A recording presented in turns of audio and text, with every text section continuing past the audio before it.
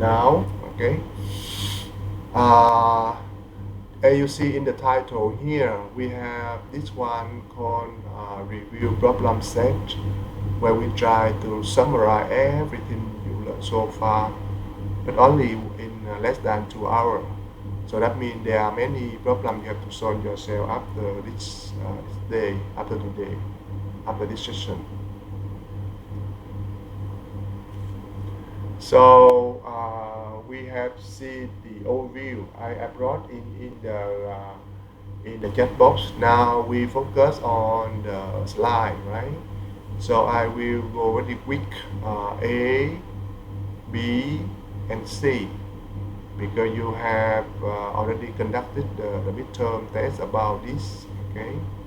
But if you want to practice more, then the session 114, for instance, for example, provide you some self-test for logic, and in session B, 2.3 also provide some extra exercise for the self-test from A and B session. Now, session C. So I think Dr. Tuhan told me that the final exam will consist material from counting, you see. So therefore we basically will focus on the problem from here, because without counting actually you cannot compute probability in session 4. So this is the true fact, you know, this is the reality. So maybe in the midterm you have seen some question about counting, but if we forget, then you should try to look to session 3.5, where you have some review for that, okay. Then we have session 4, right? So let's go to the page number sorry, the page number 12, where we talk about counting and countability, and see some exercise here in 3.5. Then we move on to part D, about discrete probability. So so the list of problem we have to go through now today very long, you see. Only in graph theory we have about 8 different kind of problem. So I upload this one to the Google Drive, WikiL, so you can get and practice later on. Don't look down to the mathematical induction. We employ this technique show many times in draft theory, in tree theory, and in the future there are more. So don't forget the mathematical induction. And you see here there are some other way to prove. You have to know what is the direct argument method, what is the contrapositive method, and what is the contradiction method, and the last one is the one I just told you, okay. So this is a kind of self-test you have to read and do yourself. But in this case I bold item B. This one is the correct solution, correct choice. If you do question number 1 here, the second one here, bold A, that means this one is the correct choice. So you have to check that later, okay. I don't get into detail about the set theory. Fundamental, very fundamental, because every structure in computing must be described by set. So you have to know how to employ the notation and result from set theory. So for instance, the item number 5 here is fundamental, because that helps you to define the hypercube. Yes, this is where we define the hypercube in draft. So you have the binary set and you make the Cartesian product. So if you have let's say parameter k to be number 3, Then the graph you constructed from this will have 8 points, 8 nodes. You can draw a cube in the three-dimensional space. Then the way we define the connection among the vertices inside the hypercube must be, carried out via the Hamming distance. This is the formula of the Hamming distance. I explained to you once where you study lecture number 8, right? So the vertices connected if the Hamming distance become number 1. Otherwise they don't. So you see the set theory later on in draft. Okay. Then about the function, don't forget the idea ingestion, suggestion, and bigestion. We actually employ the concept bigestion in studying the draft isomorphism. Remember, any bigestion fulfill the adjacency relationship, then we call that one draft isomorphism. So the idea of bigestion employed there again in draft theory. Now the cell test for part A and part B, very easy from your understanding, I think. So we can go faster, but there are some new. You can use this one to review what you have learned. Predicate, of course, and there are more exercise, and I don't know this one you know before or not, but consider to be a review exercise, good review exercise. We go fast because we want to go directly to the counting. Yes, in the final examination, you will have something about counting, so combinatorics as well. Most of the example of combinatorics can be taken from integer, so that's why we review the integer here. So question number 1 here, we define the set of finite number from number 1 up to number 12, and we take some subset inside that one, and we define the complement. Yes, S bar means S complement. So you know the notation, right? There are two ways to write a complement of a set, either using the bar on top, or if you don't want to see the bar on top, you could also employ the second notation with the small c on top, and the small c means complement. Okay, complement set. And there are 1, 2, 3, 4, 5 choices, and in a couple of minutes in the final exam, you have to choose the right option here. The other one will be wrong, only one will be correct, so you have to read very fast to do the calculation and choose the right solution. Then question number 2, we apply many concepts here. So maybe about combinatorics, I think. Yes, this is about combinatorics. So this is a good practice for combinatorics. Now about the counting. Yes, I promise that. Counting rely on combinatorics, function, and set theory. Okay. So there are something very simple like this one. The problem is you follow the international program, so that means you have to read everything in English and understand fully and do weak calculation and choose the right choice. This one about root choosing. The second one very abstract, where we need to know the number of proper subset. If you start from some set M to have in general n elements, then the total number of subset, from theory will be 2 power n. And if you say only proper subset, that means we don't consider the empty. We remove the empty set. So therefore, the solution will be like this, right?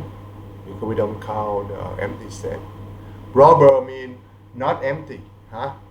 So in this case, you see the solution is not here. Interesting, right? Oh, actually it's here, right? Guys, is that true? Because 2 power 6 will give you 64.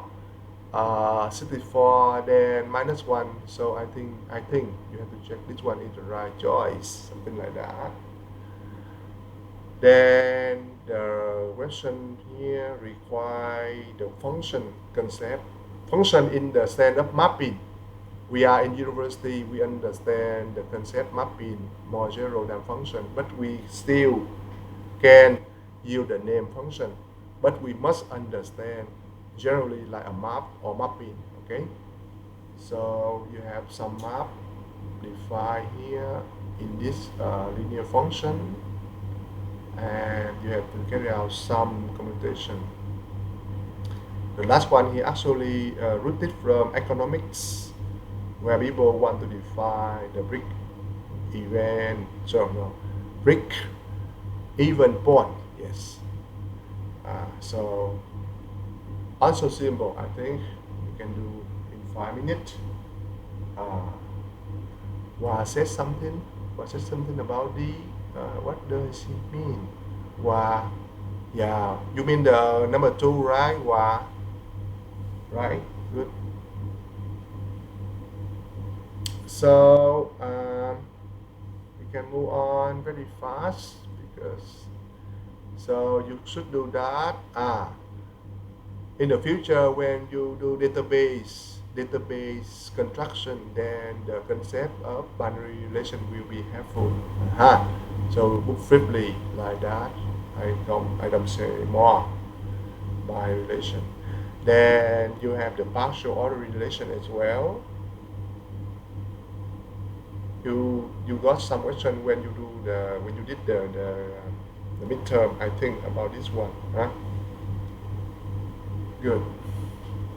So session 3.5, the final part, we review from part A, B, C. Yeah. So this is good sources of self-test problem, where we review everything here. Sometimes easy, but sometimes have to think a few moments.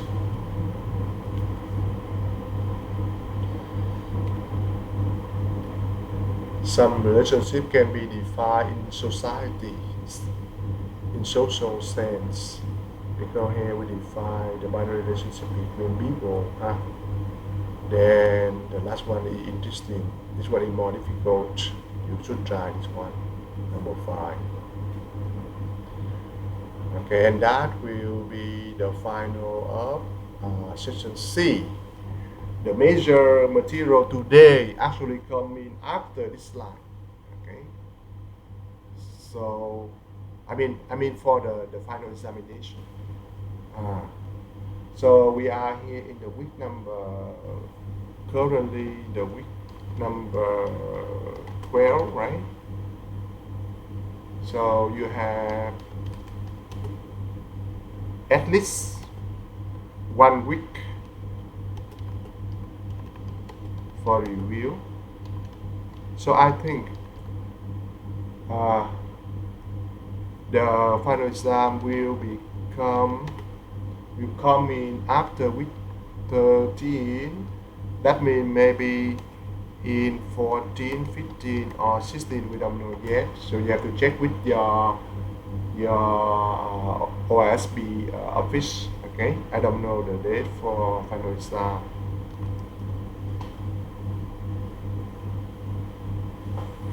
So you will have at least 2 weeks, I think, for the self-study, because that depends on the schedule in HCMUT. So I will fulfill my duty here to review the material, but the day for exam you will ask your side, the teacher there, maybe asking Dr. Tungan later, right? All right, so let's move on. So this is the real guide today. We have to take care. So we learn about district probability, and you have to compute the probability of some event, where the event can be defined in various ways, in many ways, depending on the context. So before computing probability, you need to classify the number. That's why I review the popular numerical set here. In discrete mathematics, we classify briefly into a category. The first one we call the district. In a normal sense, we call the count. Okay, more mathematical thinking, we call countably infinite or finite. So if we talk about the finite case, you know exactly how many elements inside the set. Otherwise, we call countably infinite. So the candidate for this will be the natural set. The number of students in your class will be finite. Okay, the number of telephone call to mobile phone in Vietnam in one day will be finite. But the number of atoms in our body, you don't know. Okay, so we can represent by this one. But if you consider the negative number as well, you have to take care of the integer. Then if you are not happy with the integer, then you possibly consider the rational number. Rational means the number having the ratio pattern like this, where both of the numerator and denominator are integer and also are not equal 0. All of the natural, the z integer and the rational are considered to be discrete. But in engineering and science, sometimes they are not enough, so we allow the irrational number as well. The irrational number can be taken as one example, like the square root of number 2. Okay, this one cannot be represented as any ratio. So that means the square root of 2 is not rational number. Therefore, we call this one irrational. And the real number will consist everything like that. And this is notation for this. And if that is the case, we call the continuous number, right? So you can read this one yourself. I just revise very fast the 4 well-known guide for you. Now we compute probability. So first of all, we need to understand the concept event. So usually we denote the event by capital character. Event means some subset in the most general set. So you have some bigger set and you consider smaller one, we call that one event. So you have to know the 3 HCMUT by Komogoro. So the first HCMUT is like this one. Probability of any event will go from 0 to 1. Of course, if A becomes the empty set, then the probability of empty will be 0, right?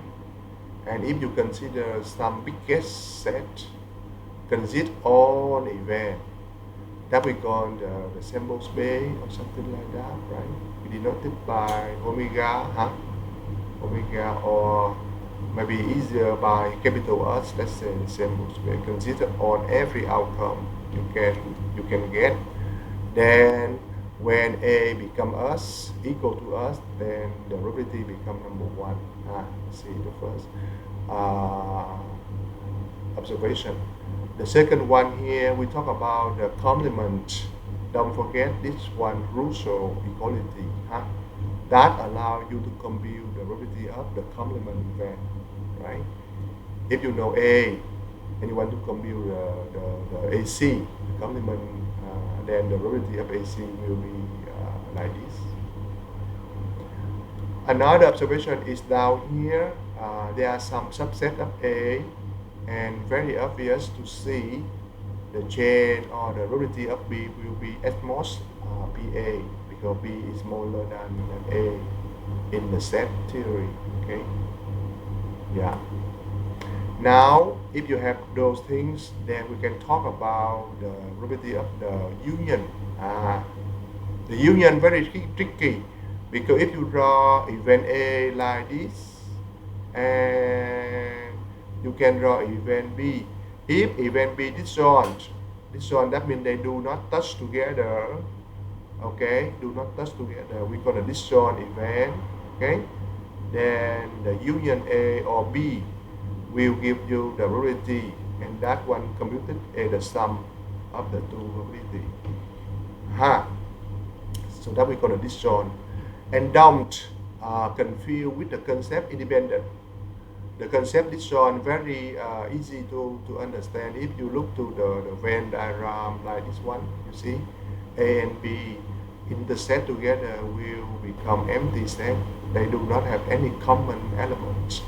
But when we talk about independent, you have to be careful, right? Because independent, you have to understand in different states. So you have to understand the dependent first and then independent later. But anyway, we consider the next line. If the two events are independent, then this notation means the intersect of A and B. That means the probability in A and probability in B must occur at the same time. In some cases, you need to know the probability of two probability. And if the two probability happen together, you have to employ this concept. Okay. So how can we compute that one? This one we call the joint probability, I think. So for this, you have to study the conditional probability. And if the two events, independent, then you can compute by taking the product of the two probability. So we delay about conditional later. Okay, just imagine this fact in this case. Well, in the unconditional, you can employ the law of total probability. So if we not the sample space as before by omega, so there are two ways to write out the sample space, either using omega or using capital S. So I think this one is important if you want to do something about Bayes computation later. How and what is the form of the total probability? The idea is simple. If you know some partition of the sample space, that means you have very big sample space like this. This is entire omega. And if I say, well, I get small n here to be number 4, then the concept partition means you can cut the sample space omega into 4 pieces. Okay, E1, E2, E3, and E4. So this is E1, E2, E3, and E4, for example. Then you think about some probability, that means event inside. That means you have some blue event inside. This one we call the event B. Okay, so the blue here means the event B. Then from the diagram here you see clearly B intersect with E1, intersect with E2, E3, and also intersect with E4 as well, right? So therefore this notation is meaningful, right? B intersect with EI, then you know the original event B can be described by this union, okay? And then because the BC inside here are disjoint, this is one part, this is second part, this is the third part, and this is the final. They are all disjoint. Therefore, you can move from this one to this formula. You see, you apply the fact number 2 before, and then you end up right here. So you see, eventually the fact number 3 now turn out to be, you know, not useful for the right hand side of the formula in fact number 4. So therefore, you have to define the concept conditional probability in anyhow, right? You have to define that one in general. Actually, in the lecture number 7, sorry, I define very carefully that concept. But now you see this one we call the conditional probability. So that means there are some ordering, there are some priority to understand the left hand side of this one. Namely, the one on the right here, the second position after the slash, this one we call the condition. Okay, so B become a condition in this formula. That happened before, and then you consider a new event A. So we read the left hand side like conditional probability of event A with condition B. So A occurs later, okay, B occurs first, and if B occurs first, then in principle you should know the numerator here, the probability of event B, and then on top you have the probability of the intersection A intersect B.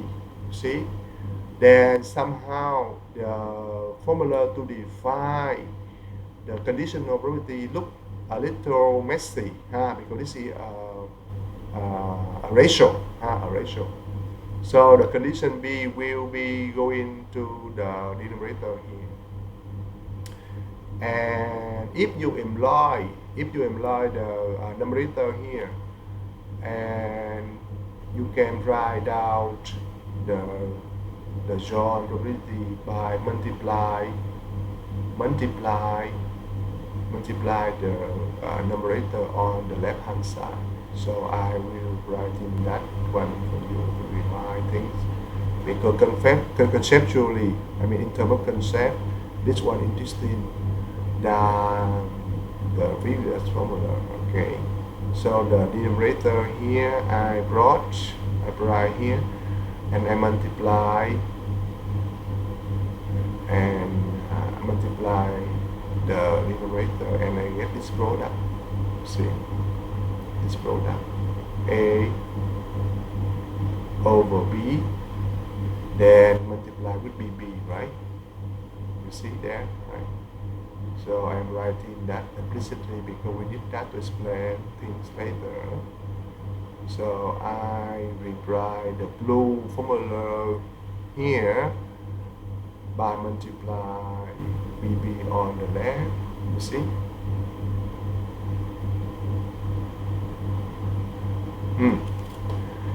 And then because the symmetry A intersect with B also equal to B intersect with A, so that means you can replace the rho of A and B in the final formula here. And when you replace the formula, the symmetry of intersection, then we can also write that by looking to the left hand side here. If we consider A to be the second part, then you also have the second way to compute that one. Namely, this one become B with the condition A. You see, I mean we don't need to go fast right now because this is conceptual idea. So we replace the rho of A and B. We switch. We change the rho of A and B, and we get this one, right? So now in the right formula here, A turn out to be the condition mathematically, okay? And that is the case. Then from the equality right here, the last equality, I get formula number 1 for free, you see. I get formula number 1. This is the way we prove formula number 1. And then consider modify formula number 1 in the future if you identify event A to be any event EI in that partition. So we talk about E1, E2, E3, E4 up here. So after you get formula number 1, you can apply that formula for any event EI. So I replace A by EI here, okay? Then I apply formula number 1. I got numerator here. Then down here, the BB I apply the formula right here in fact number 4, you see. So I plug here, and then again I apply the formula, you know, I just explain number 1 again here. So BB right here become the summation of this product, you see the product here, the summation of the product, and the product turn out to be like this, you see, where you apply the A to be EJ and EJ again. So that means the right hand side of this one will go right here when you apply A. So to many instances, we apply that formula for many K of the component in partition. This is the way we get fact number 5.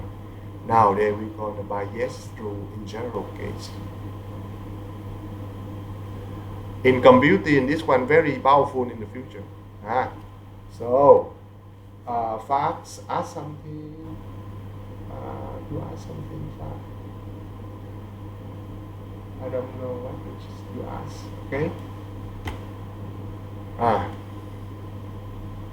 So that finished the review about theory for probability. Now you have to go to the application. You have to read yourself how many ways in general to find out probabilities. Method A is popular. Okay, method A rely on computing the frequency, count the number inside event somehow. Method B apply the rule we just discussed, including the Kolmogorov Asian and the fact before I record here for you. Method B, if independent like this, if not like that, don't forget 2 cases. The product have happened for independent only. Then method C, right now you don't practice, but in the future, when you go in some area where we don't have formula, you have to rely on method C. I mean using the expert knowledge. I mean a kind of ad hoc methodology. Okay, in hospital, for instance. Okay, so you should try to solve many problems here, because that's one very interesting from at least 2 point of view, in theory and in real life point of view as well. Because this one we talk about the water filter in some brewery company, producing beer and suffering perhaps, and this one can be modeled as a discrete probability problem, where you know the probability here, the number of value you observe is here, you get the table of mass probability or density. So about discrete, the key, the hint for problem 1 will be this formula, the summation of the density of the second row will be number 1. Actually, this one is the extension of Komorov isom number 2, the fact which we talked before, okay? The fact about two events, remember? If A and B are disjoint, there, this one. But now we don't have two events, A and AC, but we have so many more. But you extend this rule. So you have many events inside entire sample space. So let's say we can keep the partition before E1, E2, E3, E4. So the sum of the event here will give you exactly number 1 if you compute probability, okay? 1, 2, 3, 4. So extension of rule number 1 here to get the summation in problem number 1, right here. And now you know how to get the value A, and then you need to review the formula of expected value. You know, right? So we learned that at the end of lecture number 7. The next one also about that one, the concept random variable we learned in lecture number 7, and the number of value now can be only 4 value, and you got the density as well, and you have to employ the formula of expected value in some sense. So this is about the end of lecture number 7. And more difficult can be this one, because this one we employ a new random variable we're going to Poisson, and the Poisson have the density divided by the formula here, okay, where the E parameter become a constant. And don't forget the value of this random variable can be natural number. So this is not finite. The range is not finite. And more interestingly, the mean or expected value will be exactly lambda, and the variance also lambda. So to me, at the first time, problem number 3 considered to be harder than problem number 1 and number 2. Okay, you should try by employing the property I provided here. Why we study Poisson? Very good question. Because the Poisson distribution very powerful in modeling. So you can read this one like example. You see, I employ the density function to compute many probability right here. You see, and then this is the diagram for the density. Okay. To finish part D, we summarize some problem here for you, the cell test.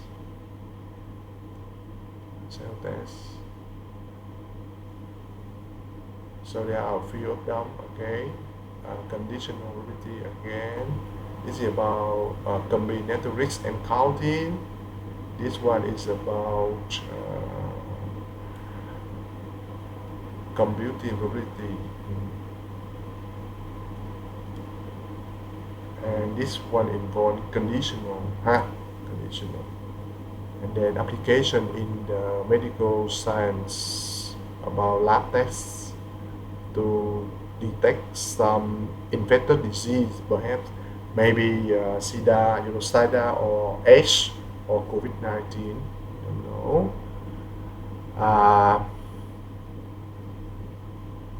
Then I provided here one application in aviation. about discrete probability in that area, and then also in biomedical engineering as well. So you see the probability occur practically in so many areas. So we talk about the flu vaccine. You can replace the flu here by the COVID-19 if you want. So that finishes the first important session. We will take a break in 10 minutes and we go back to resume at 10.6 or let's say 0.7 sharply. Okay, we take a 10-minute break. After that we review all about graph theory. Okay.